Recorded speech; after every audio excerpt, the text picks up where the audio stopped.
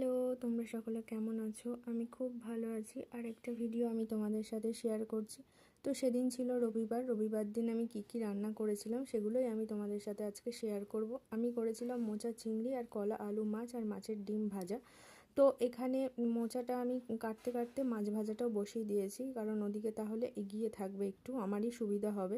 আর বাকি মোচাটুকু কেটে নিয়েছি। মাছ ভাজা এখানে প্রায় হয়ে গেছে, আর মোচা চিংড়ির জন্য চিংড়ি মাছটাও ভাজতে দিয়েছি।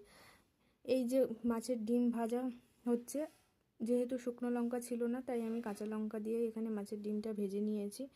আর বাকি মাছটুকু আমার ভাজা হয়ে গেছে। এবার আমি কলা আলুর মাছের তরকারিটা বসিয়ে দেবো। তো তার জন্য প্রথমে কলা আলুটা একটু ভেজে নিয়েছি, আর চিংড়ি মাছটাও আমার এখানে ভাজা হয়ে গেছে। এবার আমি ওখানে দিয়ে দেবো কাঁচা লঙ্কা আর আদা বাটা, আর দিয়ে দেবো লবণ আর একটু হলুদ দিয়ে কষিয়ে নিয়ে তারপরে সেটাকে আমি জল ঢেলে দিয়ে দেবো।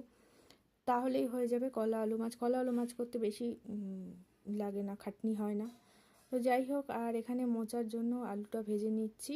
এবার আলু ভাজার পরে সমস্ত মশলা দিয়ে কষিয়ে আবার মোচাটা দিয়ে আলু আর চিংড়ি মাছটা দিয়ে আরেকটু কষিয়ে নিয়েছি, সেই ভিডিওটা আমার করা হয়নি। আর এখানে মাছের ঝোলটা ফুটে উঠেছে, তাই জন্য মাছগুলোও দিয়ে দিলাম আর মোচাতে একটু জল ঢেলে দিয়ে ঢেকে নিলাম। তো আমার মাছের তরকারিও হয়ে গেছে, মোচাও রেডি। চলো টাটা।